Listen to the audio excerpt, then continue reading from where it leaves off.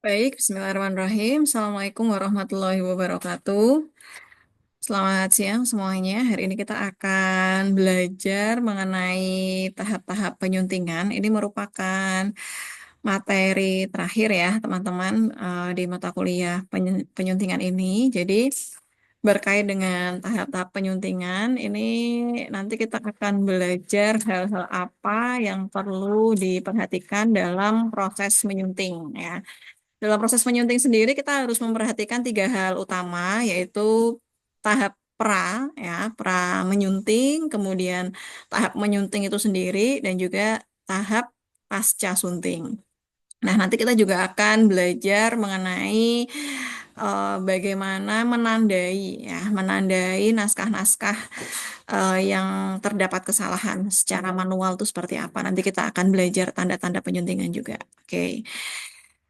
Baik, kita mulai ya. Jadi, kita akan melihat asumsi gitu ya. Jadi ini adalah hal-hal yang biasanya terjadi, ya, kesalahan umum prasunting. Jadi sebelum menyunting itu orang selalu memiliki pemikiran ini ya, dua hal ini, bahwa di dalam menyunting itu seolah-olah yang disunting itu hanyalah kesalahan bahasa saja gitu. Padahal sebetulnya seperti yang kita sudah pelajari ya di minggu-minggu sebelumnya, di dalam menyunting ya itu tidak hanya kita mengoreksi bahasa saja ya, tapi kita juga menyunting isinya gitu ya.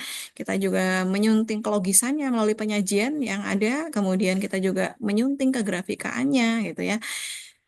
Nah, tapi orang itu selalu berpikir ya, ini definisi umum dari proses menyunting itu seolah-olah menyunting itu hanya sekadar penyuntingan bahasa saja. Nah, padahal sebetulnya ada hal lain yang perlu disunting juga ya, mulai dari bahasa ya, grafika, isi dan juga penyajian.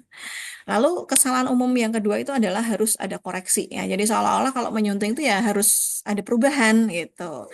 Padahal kalau sudah betul semua, sudah logis, isinya oke, ya, grafikanya bagus, ya tidak ada suntik ya nggak apa-apa gitu.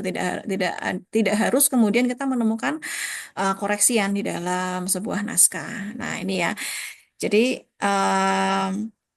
persepsi-persepsi yang semacam ini harus mulai kita hilangkan dan kita luruskan dulu ya sekarang, bahwa mengoreksi itu tidak hanya sekedar mengoreksi naskah, dan bahwa proses menyunting itu tidak harus ada koreksi, tidak harus ada kesalahan.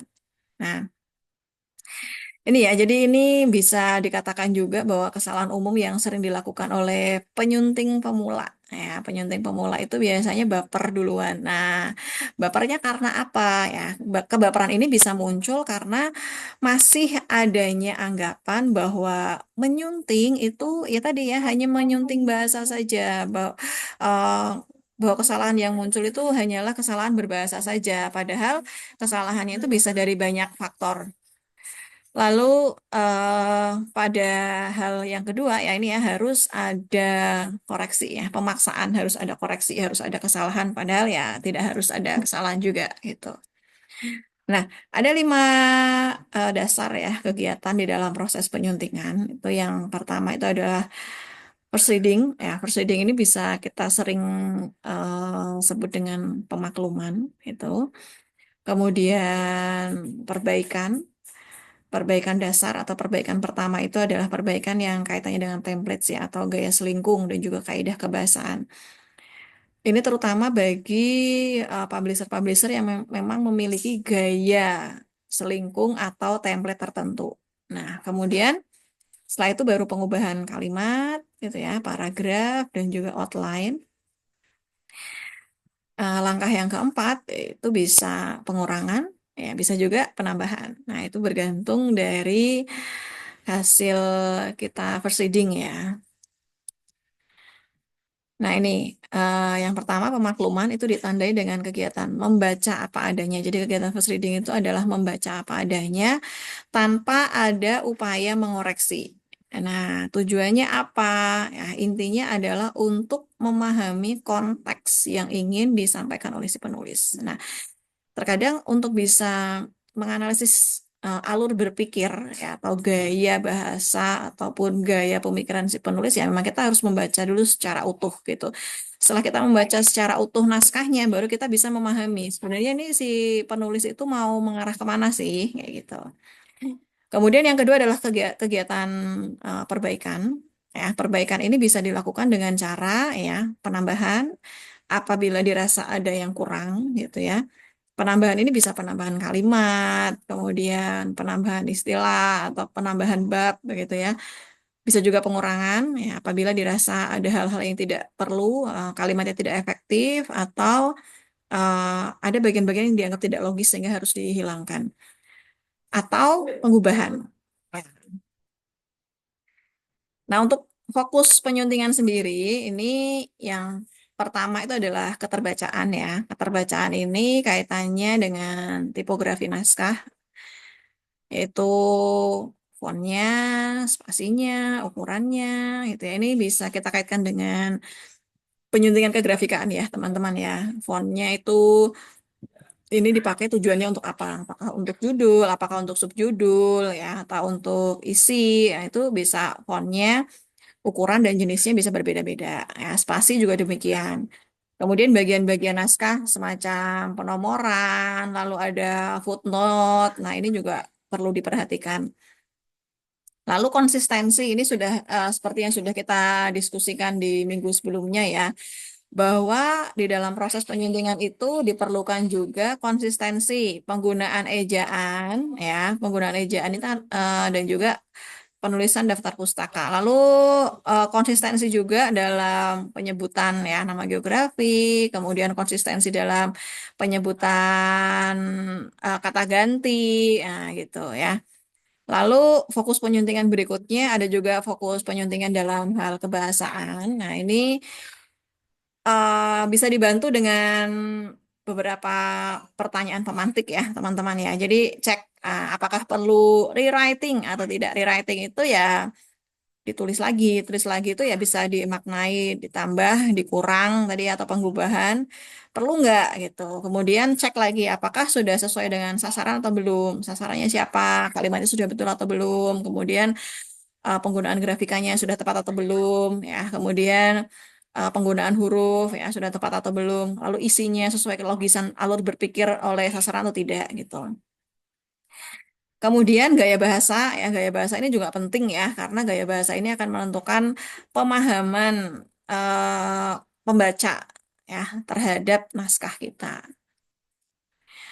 Kemudian perlu diperhatikan juga kaitannya dengan rincian produksi ya, ini dikaitkan dengan estimasi biaya produksi ya. Ketebalan ya, makin tebal pasti makin banyak biaya produksinya. Kemudian ukuran ya, makin besar juga pasti makin banyak juga biaya produksinya. Kemudian tipe kertasnya. Tipe kertas ini juga menentukan. Biasanya kalau tipe kertas yang lebih murah itu adalah kertas yang bukan putih. Nah, itu kalau yang jenis kertas yang putih kemudian meling-meling kayak di buku buku anak-anak kayak gitu ya, kemudian tebal, nah itu biasanya lebih mahal. Tipe penjilitan ini juga mempengaruhi ya, teman-teman ya.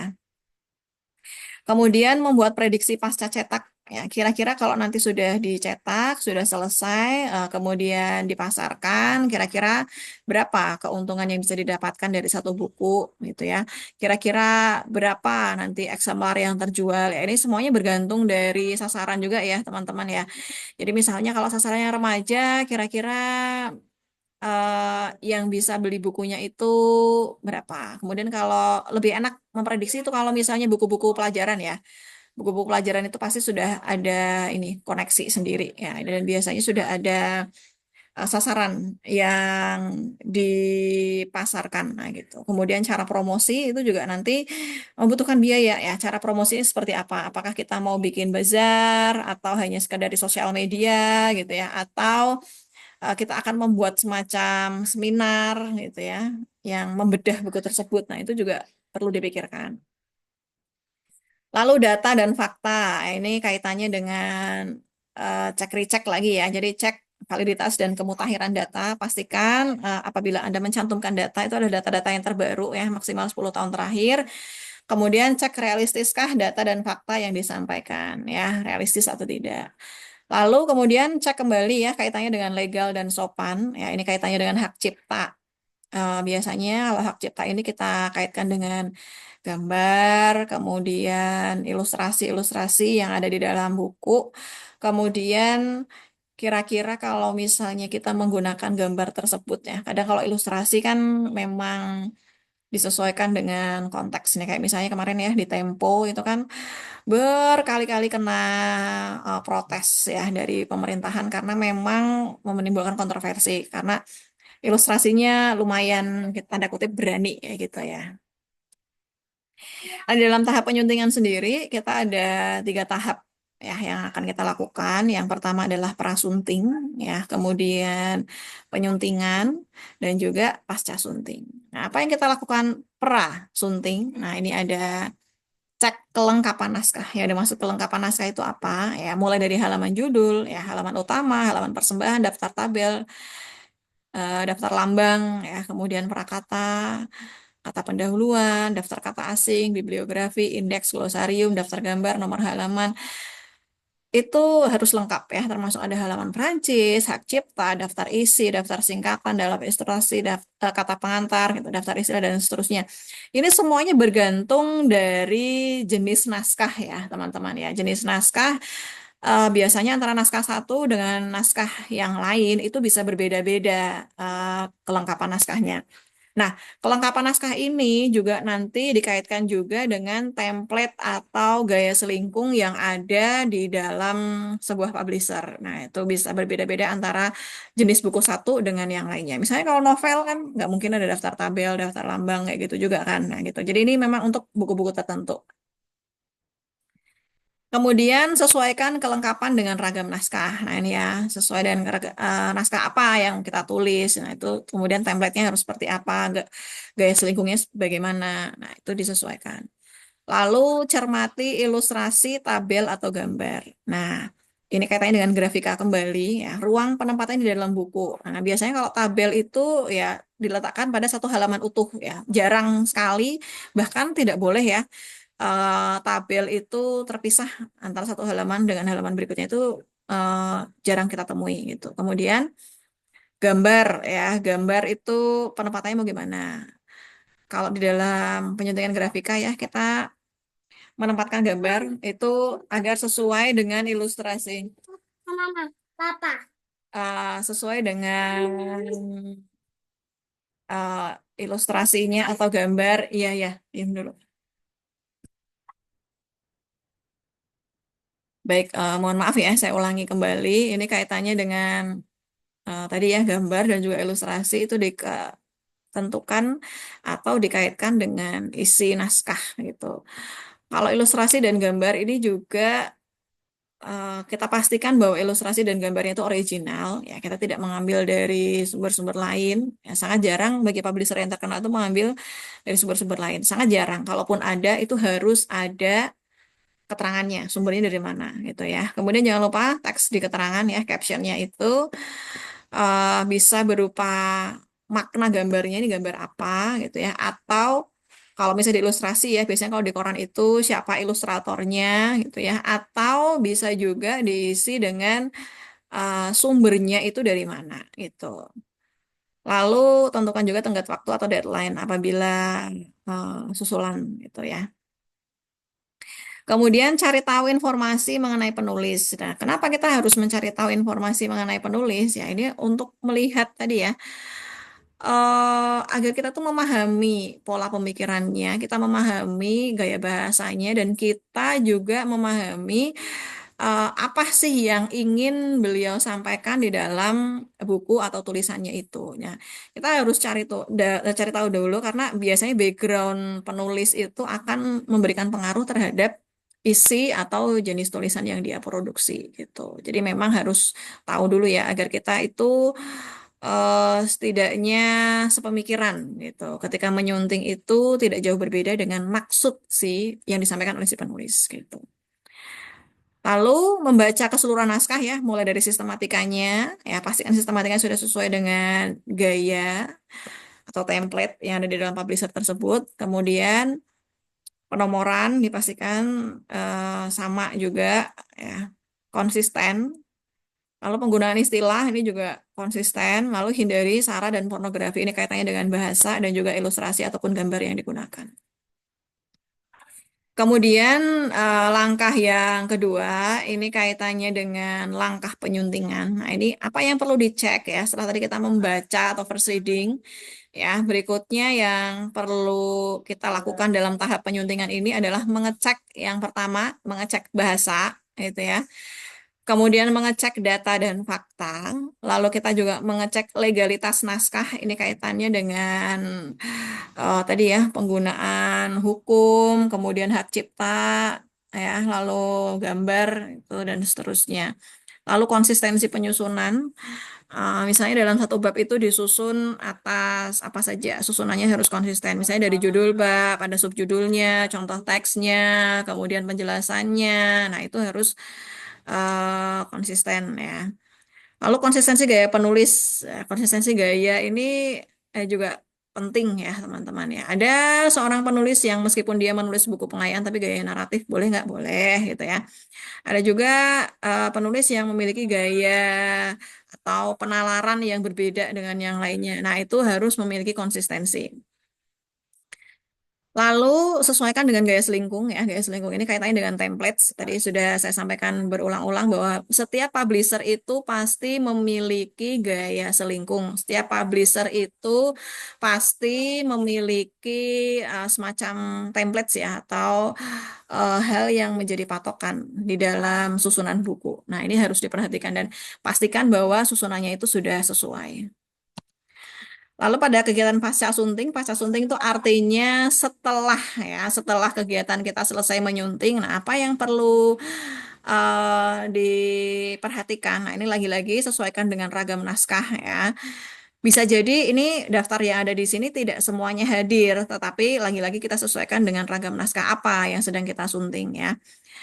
Kesesuaian daftar isi dan isi naskah ya, kemudian tabel, ilustrasi, gambar, prakata, kata sambutan, kata pengantar, sistematika bab dan seterusnya ini semuanya disesuaikan dengan ragam naskah. Nah, jadi kalau kita menggambarkan ya alur penyuntingan, nah ini kurang lebih seperti ini ya, teman-teman ya. Kita awali dengan yang pertama dulu nih ya, naskah mentah. Naskah mentah ini berarti naskah yang didapatkan dari penulis yang naskah mentah ini diperoleh dari akuisisi naskah ya. Ini sudah pernah kita bahas naskah mentah. Naskah mentah ini kemudian masuk ke penerbit ya. Ketika sudah masuk ke penerbit, maka akan dinilai oleh editornya gitu ya. Nah, penilaian dari editor ini bisa mendapatkan dua hasil ya. Ada hasil yang diterima dan ada hasil ditolak. Kalau ditolak gimana ya? Berarti dikembalikan ke penulis gitu. Kalau misalnya diterima, maka kita akan lanjut ke langkah berikutnya. Nanti yang pertama masuk ya ke editor yang tingkat dasar, namanya adalah copy editor ya. Copy editor satu ini kemudian dilanjut ke copy editor 2. Nah, dari copy editor 2 ini nanti akan mendapatkan yang namanya dummy. Ya, dummy itu adalah draft naskah ya. Draft naskah ini kemudian akan mendapatkan proofreading ya. Kalau masih ada hal yang perlu direvisi, ya itu nanti kembalikan lagi ke copy editor ya. Kalau sudah tidak ada yang direvisi, nah berarti naskahnya siap cetak. Kalau sudah siap cetak, berarti nanti masuk ke dalam percetakan. Nah, kalau sudah bukunya siap, ya sudah dicetak, maka langkah yang terakhir adalah promosi atau distribusi. Nah, langkah promosi ini juga kemarin sudah kita diskusikan bersama-sama ya, bahwa langkah promosi itu masuk perlu direncanakan juga, gitu. Perlu direncanakan oleh seorang editor. Baik, kemudian berikutnya kita akan belajar mengenai ini ya. Nah, tanda-tanda penyuntingan ya. Jadi ini untuk menyunting secara manual. Nah, untuk penyuntingan yang dilakukan menggunakan mesin nanti akan dibahas setelah UTS ya, teman-teman ya. Ataupun penyuntingan secara aplikasi itu nanti akan dibahas setelah UTS. Ini hanya pengetahuan tambahan.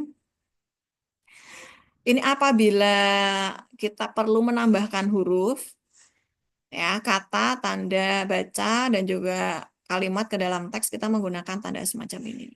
Nah, ini contohnya begini ya. Semarang 2 Juli. Nah, ternyata di antara Semarang dan 2 ini belum ada tanda komanya. Ini kan seharusnya ada tanda komanya ya untuk memisahkan antara tempat dan juga tanggal. Nah, ini bisa menggunakan tanda ini. Kemudian menghilangkan ini tadi kan untuk menambahkan. Nah, ini untuk menghilangkan huruf kata, tanda baca dan juga kalimat dalam teks kita menggunakan coret. Nah, ini ada coret ini ya. Seperti ini, kalau misalnya kata berarti yang begini. Ya, ini para siswa.